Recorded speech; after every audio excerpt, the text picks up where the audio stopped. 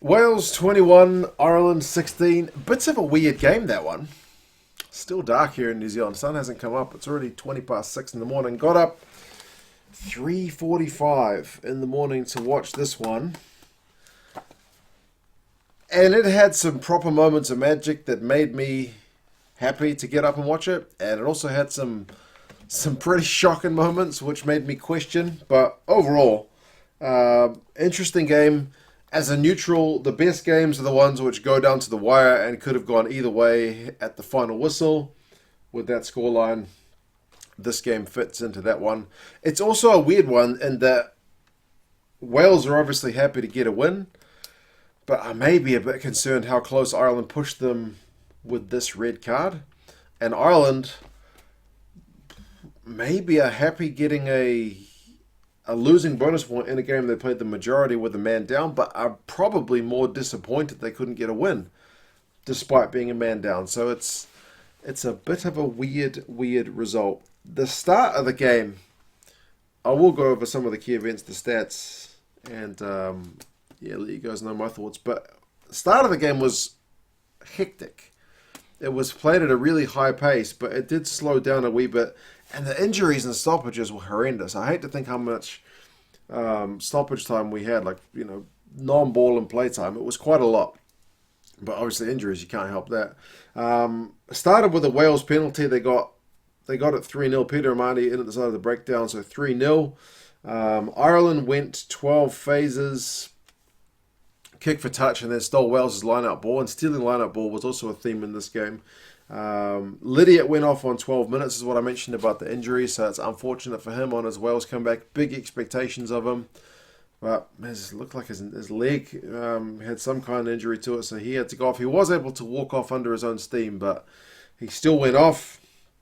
And then there's the moment on 14 minutes, Peter Amani gets red carded. And you probably can't have too many complaints about the red card. It was, I don't think, intentional. When Jones gets hit in the head basically with Peter Armani's arm. Armani's going in to clean out, and at that moment Jones is just there and his head's there. He makes contact with him. It's just one of those ones where if you put force with your arm into somebody's head, you're likely in to be a world of trouble, and that's the way it worked out. No, it wasn't Wyn Jones, it was Thomas Francis. But man, it was just one of those ones. I was praying at the time that it's going to be a yellow, but in my heart I knew it was going to be a red based on the way the rules are at the moment. Those are the rules. Yeah. It didn't kill the momentum of the game, but Ireland will certainly be thinking, man, if we'd had an extra goal, we could have won this one. Wales kicked into the penalty a few minutes later to make it 6-0. And I think the penalty count at that point was like 4-0 to Wales. So they weren't getting any love from Wayne Barnes, the Irish fans at that point. On 23 minutes, there's a big head clash between Johnny Williams and Gary Ringrose. And Johnny Sexton mentioned at the end of the game that he thought if that was a red card, then that head clash would have also been counted as a high shot. And it's a weird one in that I feel like I'm pretty good at spotting nowadays red cards with arms, or shoulders. You see contact to the head with the arm, and unless the guy is falling over, this is a proper mitigation, you can virtually call them. As soon as I saw Peter Amani's one, I was shaking my head thinking, no, this is going to be red, hoping it was going to be yellow. But with head clashes, they're a bit less clear cut. You sometimes see head clashes get a card, but often head clashes are just ruled as kind of accidental. There's no foul play kind of thing, and that was the way it was with this one. But Johnny Sexton, and I'm certain some Irish fans will be questioning that decision as well. But anyway, Johnny Williams goes off. He doesn't come back on as far as I'm aware. Fails HIA. I don't think Ringrose has to go off, but it's Williams that falls to the ground, not looking in a good state after the head clash. A few minutes later, Ireland up for 3 points, and a wee while earlier they had opted for the touchline, but it was a much tougher kick. But anyway, they opt for the 3 to make it 3 points in their ledger and 6 points for Wales. 32 minutes, Ireland go 19 phases. George North manages to get the ball to Lewis Rizema as Ireland kind of throw a loose pass, but that passes forward, and that was maybe one moment that was fortunate because maybe Wales on the counter could have done something there, but Ireland will be disappointed they couldn't make more of the 19 phases. 37, Henshaw has a line break, and Justin Tipperick is slipping over as he tries to go for that tackle, so you don't need to give Robbie Henshaw as any kind of second invitation. He goes through the gap. He gets the ball to Josh van der Fleer. In my mind, I'm thinking, for God's sake, just put your hand out, reach over for the line, but Lewis Rees-Zammit is kind of coming across, and maybe if he reaches out, he would have lost the ball in Lewis Rees-Zammit's feet, so he does the safe option, does Josh van der Fleer, and he recycles the ball, and Tygburn, the ruck play is as quick as you like. There's no delay. He goes over for a try on 37 minutes for Ireland. Suddenly, man, it's game on. Absolutely game on. Good conversion makes it 13 points to 6. Suddenly, like from 6-0 down and a man down, Ireland are 13-6 up.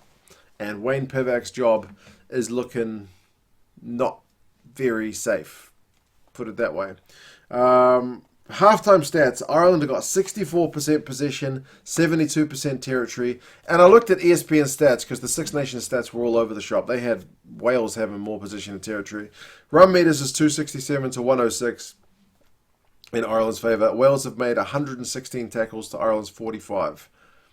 So Wales have been under the pump despite having the extra man. Johnny Williams, James Ryan, Dan Lydiate, and Thomas Williams, plus the red card to Piramani, all those guys have gone off. Thomas Williams right before half-time. But so many injuries, man. I forgot to mention James Ryan. It's mental how many guys went off in this game. Wales start the second half a wee bit better, though. Despite being under the pump in that first half, George North gets a pretty opportunistic try, as Alan Wynne-Jones put it. Ireland trying to run the ball out of their own 22, a bit ambitious. They cough the ball up. Nick Tompkins pounces on it. And quick hands, they're able to get the ball to Navidi with a sweet offload to George North. George North dummies James Lowe, and he's able to power over for a try. He's had a finger in the eye a bit earlier as well. George North, that guy always manages to get some kind of knock as well, but fortunately no concussions for him in this one. They missed the conversion, so it's 11 points to 13. The Irish are still in front, but on 59 minutes, Lewis Rees-Zammit is able to get Wales' second try. They had advantage and some pretty bloody good quick hands, you'd have to say. I think it was Halfpenny who was part of that. So, yeah, proper athletic finish as well. Like, when I'm talking about getting up before 4 a.m. to watch a try, Lewis Rees-Zammit's is like, and George North one, to be fair. Even Burns one, the fact that ball was recycled so quickly was pretty sweet. So all the tries were pretty nice. But in terms of a highlight reel try, Rees-Zammit's one's probably the best of the bunch. Airborne, getting his feet in the air to make sure he's not put into touch. And a really good conversion makes it 18 points to 11. Ireland conceded another penalty a little bit later at the breakdown, and it's 21-13. That's the final scoring for Wales in the game. 67 minutes. Ireland don't do themselves any favour when Johnny Sexton misses touch. He's trying to chew off a few extra metres, and missing touch will come into play a bit later. 69 minutes. Tipperick accidentally knees Sexton in the head, and Sexton's down for a while. When he finally sits up, he's shaking his head at somebody and cursing somebody. I don't know who he's angry at, but he's angry. But he has to go off. He has to go off, man. He was knee to the head. He was out like a light. So, yeah, probably best. 71 minutes. Ireland get a penalty from Alan Wynne-Jones lying all over the breakdown. It's an interesting one because there's still enough time to come back and score, and they're 2 scores behind. So do you go for the 3 or do you go for the 7? They go for the 3 to make it 21-16 and decide we've still got time to score a try. But they were in pretty good field position. Obviously, the safe option is take the points that are on offer because it's pretty much a guaranteed 3. So probably the right call. But maybe if you're more ambitious, you go for the try and then hope you can get a penalty from anywhere like 40 metres out later. 75 minutes, Ireland go 10 phases. Billy Burns eventually tries a cross kick, which I don't think is the right call, but obviously hindsight's 2020. Ireland weren't making a heap of ground, but they weren't going backwards. But the cross kick's too big, so it's a bit of a let-off for Wales. For some reason, Wales, with like a scrum feed and 30 seconds to go, when they get the ball from that scrum, Gareth Davis, for some inexplicable reason, decides to grubber it through. So Ireland have got a chance, albeit a long shot, to run the ball back from their own half and score a potential match-winning try. They look to have mucked it up, but they find Nick Tompkins, when he's putting the Irish guys under pressure, has done a deliberate knock-on. So that puts Ireland in Wales's half. And Ireland start really turning the screws. Gary Ringrose has a line break. They've got some loose passing overall. But eventually Wales concede a penalty. And it's like, man, here we go. Absolute cracking final moment to end the game on. Will Wales's defence hold? Surely Ireland's going to maul it up for a try. But Billy Burns kicks the ball dead. It's, like I mentioned, this game had absolute moments of magic, an absolute head in hands, shake your head moment. Gutting if you're an Irish fan. I feel for Billy Burns, and even Johnny Sexton said in the interview, like, he did the same thing. You got to try and chew off those extra metres, but he kicked it dead. He was trying to give his forwards the best possible chance to only have to make a few metres to maul over for a try, but kicked it dead. Game over. Absolutely maddening, crazy stuff. The final stats finish 487 to 190 as their run meters in Ireland's favour. They finish with 64% possession, 68% territory. They both tackled at 91%, but man, Wales had to make a lot more tackles, 240 to 103. Penalties conceded as 11 apiece.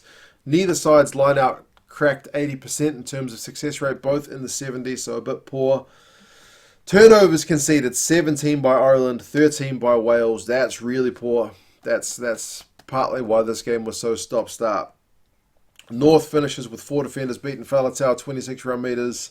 Tipuric, 29 out of 30 tackles is a phenomenal shift. Keenan for Ireland finishes with 91 run meters, albeit he's a fullback, so he gets kind of some of those without any resistance. 3 defenders beaten and 2 clean breaks. Stunder makes 9 from 9 tackles, and he bumped off Faletau at one point where he just braced himself and knocked the big man over. So, yeah. Oh, second half, you got Lewis Rees-Zammit gets injured. Henshaw goes off for an HIA. Sexton, as I mentioned. Byrne gets cramp. It's just crazy stuff. Gareth Davis is lucky that Billy Burns kicked it dead. That's all I'll say, man. It's 2 games this weekend. Like Finn Russell with that drop goal attempt yesterday. And today, madness. Absolute madness. Wales will go away to Scotland. And I know it's only 1 game in, but Scotland will certainly fancy their chances in that one. And Ireland are hosting France. And France looked pretty bloody good, albeit against Italy. So, yeah, we will see how things go. You guys let me know your thoughts on this game. Frustrated, pleased. Like I mentioned, weird game in terms of how it ended up going. Some shake your head moments for sure. But man, some good tries. My stomach's rumbling. I need to go and get myself some breakfast. It is now 6:30. You guys let me know your thoughts. I'll talk to you again soon. See you later.